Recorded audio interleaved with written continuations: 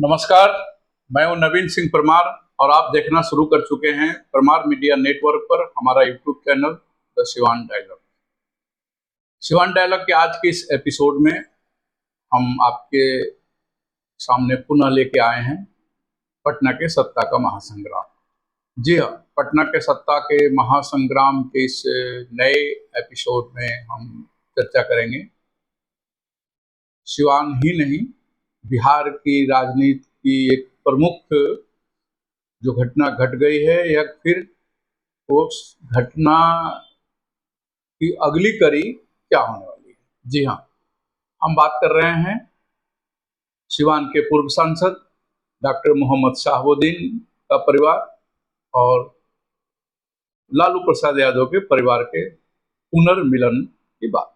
जी हाँ, जैसा कि हम सभी लोगों ने विभिन्न मीडिया के माध्यमों से देखा और सुना था, परमार मीडिया ने भी इस खबर को चलाया था कि लालू प्रसाद यादव और डॉक्टर मोहम्मद शहाबुद्दीन की पत्नी हिना साहब और लालू प्रसाद के पुत्र तेजस्वी यादव और शहाबुद्दीन के पुत्र ओसामा साहब, यानी चारों लोगों की एक गुप्त बैठक पटना में हुई है।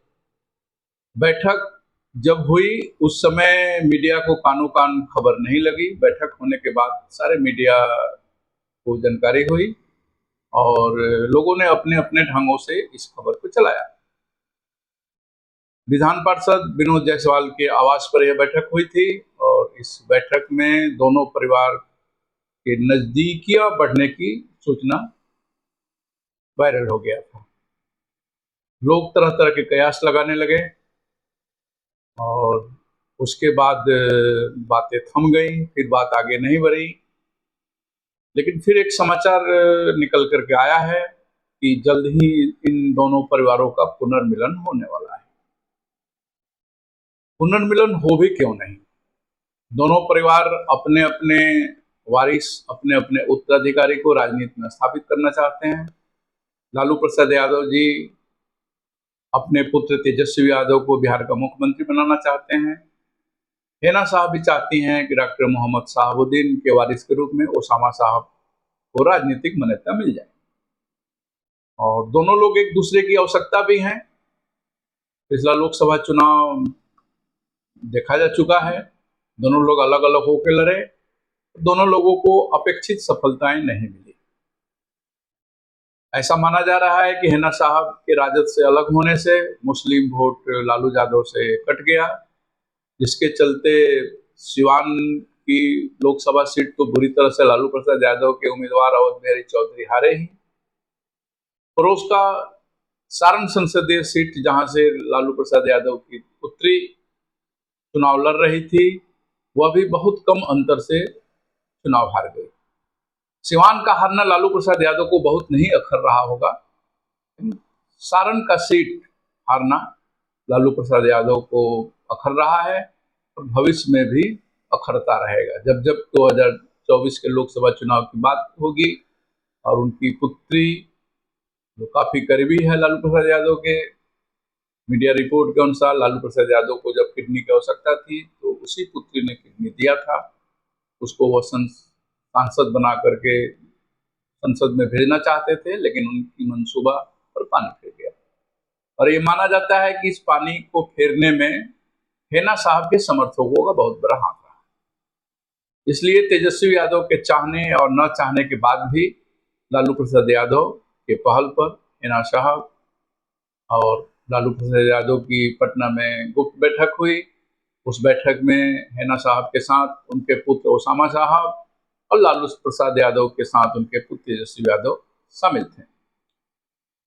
उसके बाद लोगों को लग रहा था कि जल्द ही कोई कार्यक्रम होगा, दोनों परिवारों की ओर से आधिकारिक रूप से घोषणा की जाएगी कि कब वो लोग मिल रहे हैं, लेकिन विराम लग गया। सुनने में आया कि हिना साहब की तबीयत खराब होने के कारण उन्हें दिल्ली जाना पड़ा इलाज के लिए, जिसके कारण बातचीत आगे नहीं बढ़ पाई। लेकिन अब जो राजनीतिक हलकों में समाचार निकल के आ रहे हैं, राजनीतिक समीक्षकों के द्वारा निकल के आ रहे हैं, मीडिया के द्वारा निकल के आ रहा है कि तेजस्वी यादव जल्द ही बिहार की यात्रा अपनी शुरू करने वाले हैं।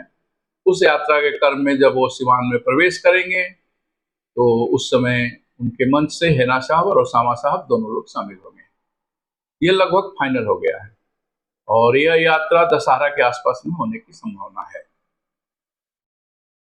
इसकी कोई पुख्ता साबुत तो नहीं है, लेकिन जो राजनीतिक हलकों में चर्चा है, मीडिया में चर्चा है, पटना के मीडिया में चर्चा है, सिवान के मीडिया में चर्चा है कि लगभग फाइनल हो चुका है और तेजस्वी यादव बिहार की यात्रा जो शुरू करने जा रहे हैं वो प्रथम चरण में ही सिवान की यात्रा होगी, सारण क्षेत्र के तीनों जिलों की यात्रा होगी और उस यात्रा में हिना साहब उनके साथ शामिल रहेंगे, ओसामा साहब भी उनके साथ शामिल रहेंगे।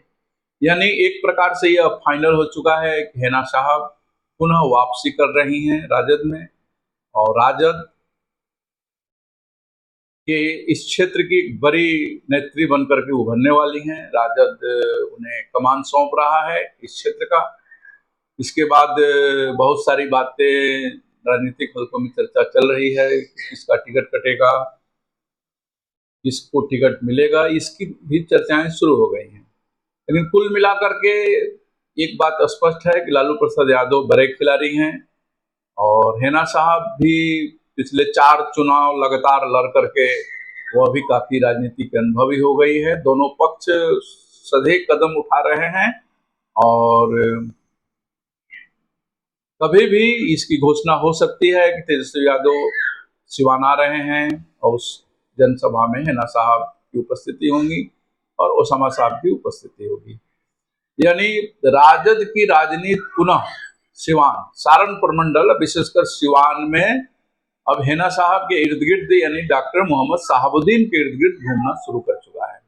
आज के वीडियो में यह संक्षिप्त जानकारी हम अपने श्रोताओं के लिए, अपने दर्शकों के लिए लेके आए हैं कि हिना साहब जल्द ही हो सकता है कि दशहरा के पूर्व ही राजद के मंच से दिखाई देंगी।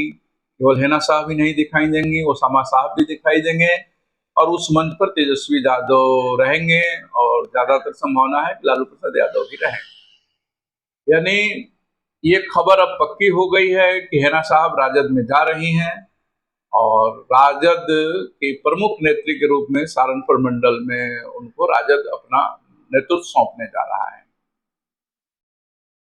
आज के वीडियो में बस इतना ही। आने वाले समय में इस घटनाक्रम पर जो भी नए अपडेट होंगे हम लेकर के आएंगे।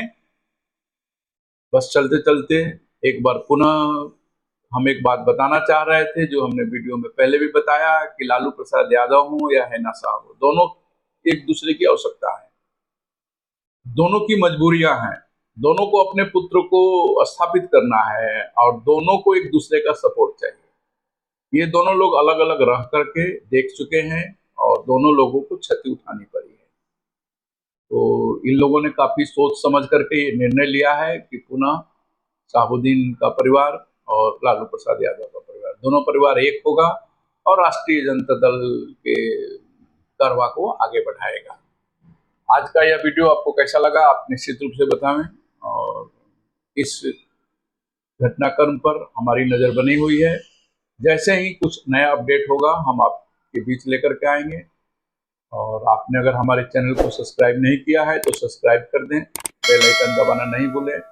इस चैनल आप हमारे इस वीडियो को अगर यूट्यूब पर देख रहे हैं तो आप सब्सक्राइब कर ही दें और अगर आप फेसबुक पर देख रहे हैं तो हमारे Siwan dialogue, the Siwan dialogue के पेज को लाइक करें और वीडियो को शेयर करने की कृपा करें। इन्हीं शब्दों के साथ आज के इस पटना के सत्ता के महासंग्राम की इस एपिसोड में बस इतना ही। फिर हम अगले वीडियो में एक नए घटनाक्रम पर राजनीतिक चर्चा को लेकर के आएंगे। तब तक के लिए आप जहां भी रहें स्वस्थ रहें, मस्त रहें। जय सिया राम, जय भारत।